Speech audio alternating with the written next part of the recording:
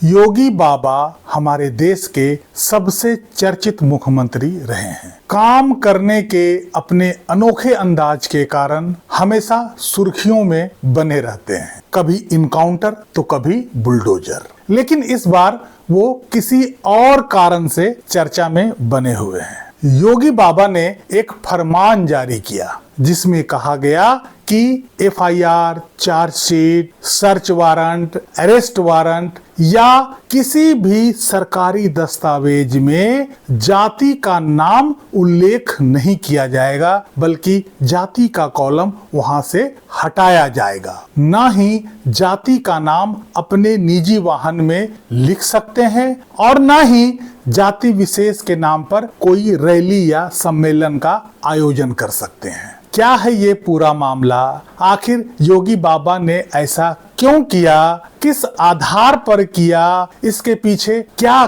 कारण रहा है? आज के इस अंक में हम विस्तार से जानेंगे। वीडियो इंटरेस्टिंग है, इसलिए अंत तक जरूर देखिएगा। लोगों को ऐसा लग रहा है कि अचानक योगी बाबा को क्या हो गया कि वो इस तरह का फरमान ले आए हैं, लेकिन इसके पीछे का जो कारण है वो जानिएगा तो आपको भी आश्चर्य होगा। नमस्कार, इस अंक में आप सभी का बहुत बहुत स्वागत है। साथ ही आप सभी को नवरात्र का ढेर सारी शुभकामनाएं। योगी बाबा के इस फरमान के पीछे का कारण है इलाहाबाद उच्च न्यायालय। 16 सितंबर को इलाहाबाद उच्च न्यायालय के जस्टिस विनोद प्रभाकर ने एक याचिका के सुनवाई के दौरान एक आदेश पारित किया जिसमें उन्होंने कहा कि FIR, chargesheet, arrest memo, warrant memo या किसी भी सरकारी दस्तावेज में या पुलिस रिकॉर्ड में कहीं भी किसी का जाति का उल्लेख नहीं किया जाएगा और सभी दस्तावेजों से जाति के कॉलम को हटाया जाए। जस्टिस दिवाकर ने कहा कि जाति का महिमा मंडन नहीं होना चाहिए। जाति समाज में भेदभाव पैदा करता है जो देश के विकास में बाधा उत्पन्न करती है। इससे आगे बढ़ते हुए जस्टिस दिवाकर ने यह कहा कि यदि हम विकसित राष्ट्र बनना चाहते हैं तो हमें जातीय भेदभाव को समाप्त करना पड़ेगा। आखिर जस्टिस दिवाकर ने किस केस की सुनवाई के दौरान ऐसा कहा है, उस केस को भी हम संक्षिप्त रूप में जान लेते हैं। केस का नाम था Parveen Chhetri versus state of UP और यह मामला शराब तस्करी से जुड़ा हुआ था। शराब तस्करी के आरोप में परवीन छेत्री को आरोपी बनाया गया था, लेकिन परवीन छेत्री के खिलाफ जो एफआईआर दर्ज हुआ था और जो अरेस्ट वारंट बना था, उन दोनों कागजों पर उसका जाति का नाम लिखा हुआ था। जब पुलिस वाला उसे गिरफ्तार करने गया तो परवीन छेत्री एफआईआर और अरेस्ट वारंट में अपनी जाति का नाम उल्लेखित देखकर वो भड़क गया, वो गुस्से में आ गया और उसके खिलाफ इलाहाबाद हाई कोर्ट में एक याचिका लगा दिया जिसमें कहा गया कि किस आधार पर एफआईआर और अरेस्ट वारंट में मेरी जाति को उल्लेखित किया गया है, इस एफआईआर को खारिज किया जाए। वहीं कोर्ट में यूपी पुलिस की ओर से यह कहा गया कि जाति पहचान का आधार है, क्योंकि हर डॉक्यूमेंट में जाति का एक कॉलम है जिसे हमें भरना होता है। इसी कारण से इनकी जाति का नाम इसमें लिखा गया है। इस पर जस्टिस दिवाकर ने आश्चर्य जताते हुए ये कहा कि हम किस प्रिमिटिव एज में रह रहे हैं। हम आज के समय में एक तकनीकी युग में रह रहे हैं जहां किसी की पहचान के लिए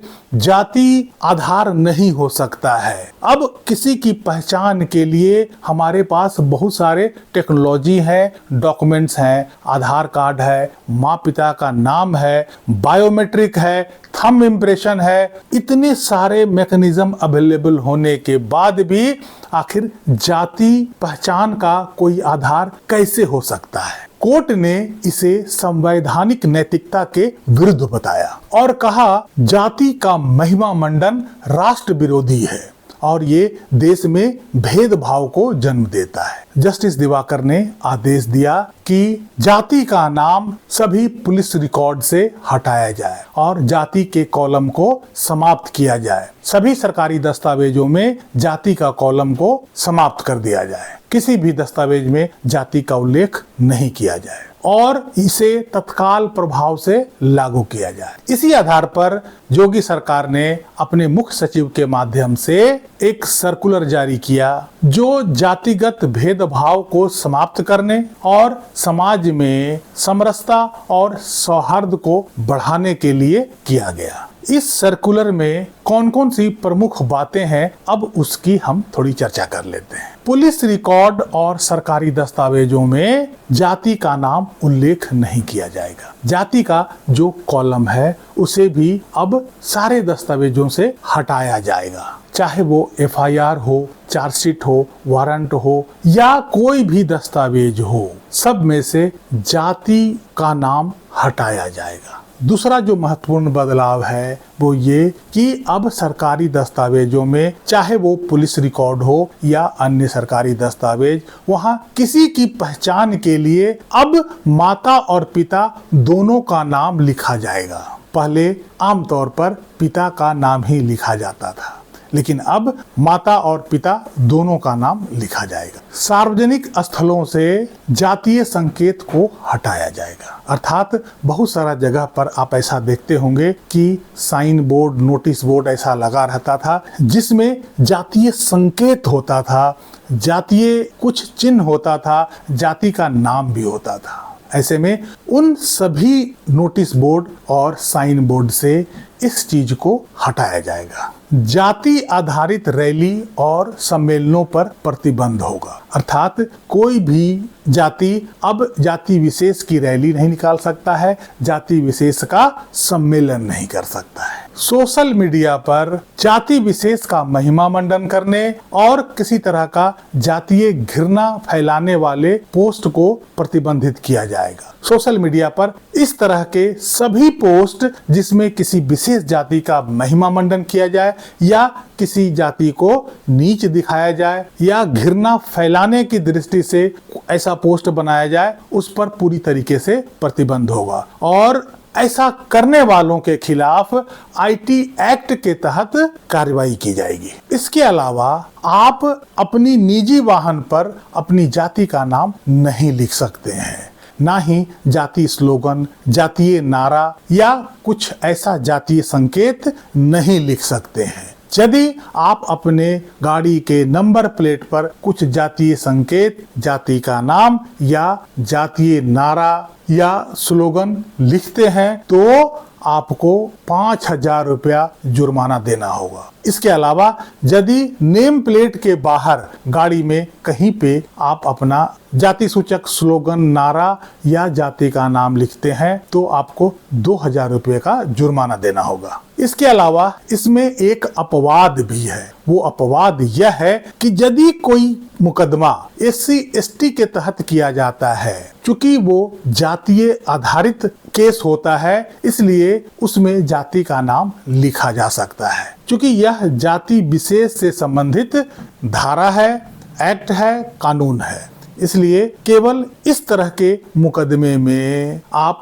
किसी की जाति का उल्लेख कर सकते हैं। अब प्रश्न यह उठता है कि क्या इस सर्कुलर के जारी करने से और जाति का नाम दस्तावेजों से हटाने से क्या जाति दिलों और दिमाग से निकल जाएगा? जो जाति की अवधारणा वर्षों से दिलो दिमाग और रग में बस गया है, क्या उसे निकालना इतना आसान है? हर व्यक्ति अपने देश में जो जन्म लेता है वो जन्म लेते ही किसी न किसी जाति का होता है, या यूं कहें कि वो किसी न किसी विशेष जाति के परिवार में जन्म लेता है। ऐसे में जन्म लेते ही जाति का टैग उस पर लग जाता है। तो क्या जाति इतना खराब है? मेरे हिसाब से जाति कोई खराब चीज नहीं है, बल्कि जातीय भेदभाव खराब है। यदि आप एक जाति से दूसरे जाति के बीच भेदभाव करते हैं,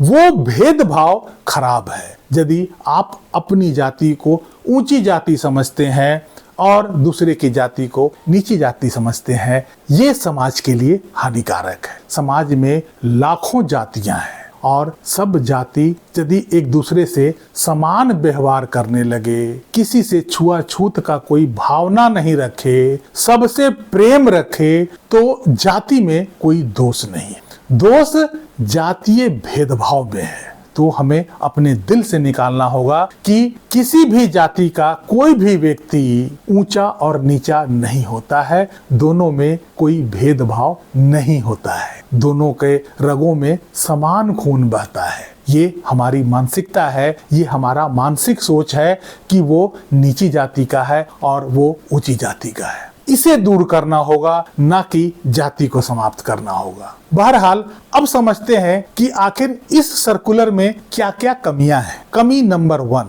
कि आप जाति का नाम भले किसी दस्तावेज में लिखें या ना लिखें, लेकिन व्यक्ति के उपनाम टाइटल से मोर और लेस पता चल जाता है कि वो किस जाति से बिलोंग करता है। इसलिए जाति लिखें या ना लिखें कोई विशेष फर्क नहीं पड़ता है। जो जानने वाला होगा वो उसके टाइटल से पता कर लेगा। दूसरी बात ये कि एक तरफ आप जाति हटाना चाहते हैं, सभी दस्तावेजों से जाति का उल्लेख हटाना चाहते हैं, और दूसरी तरफ आप जातिगत जनगणना करा रहे हैं। ये दोनों आपस में कंट्राडिक्टरी है। आप जो जातिगत जनगणना कराएंगे वो भी दस्तावेज एक सरकारी दस्तावेज है जिसमें हर व्यक्ति की जाति उल्लेखित होगा। तीसरी बात यह है कि इस सर्कुलर में यह कहा गया है कि कोई व्यक्ति जातीय सम्मेलन नहीं करेगा, जातीय रैली नहीं करेगा, लेकिन वर्ण और वर्ग की रैली तो वो कर ही सकता है। जैसे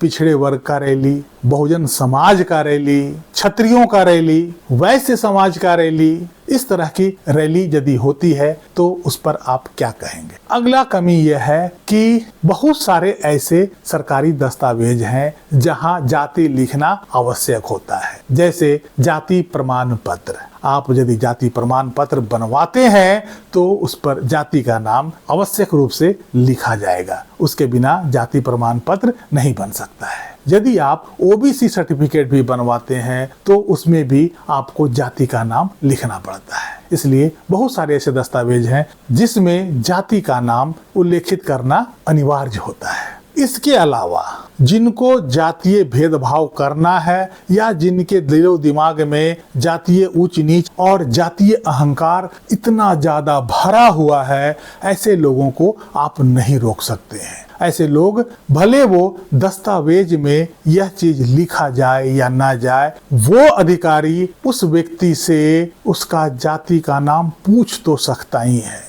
उस व्यक्ति से किसी न किसी रूप में उसका जाति का जानकारी तो वो ले ही लेगा। इसलिए मुझे नहीं लगता है कि इस सर्कुलर से कोई विशेष फायदा होने जा रहा है, लेकिन उच्च न्यायालय का आदेश है इसलिए इसका पालन करना आवश्यक है, नहीं तो कंटेम्प्ट ऑफ कोर्ट तो लग ही जाएगा। हालांकि उच्च न्यायालय ने जो आदेश दिया है उसके पीछे उनका सोच अलग है, लेकिन उस सोच को धरातल पर उतारना इतना आसान नहीं है। अब देखना होगा कि इस सर्कुलर के आने के बाद में आगे यह क्या रंग दिखाता है, इसकी क्या प्रतिक्रिया होती है और इसका क्या फायदा नुकसान होता है। इस अंक में यहीं तक। कैसी लगी जानकारी कमेंट करके जरूर बताइएगा। वीडियो को लाइक कीजिएगा, चैनल को सब्सक्राइब कीजिएगा। मिलते हैं अगले अंक में, तब तक के लिए जय हिंद, वंदे मातरम।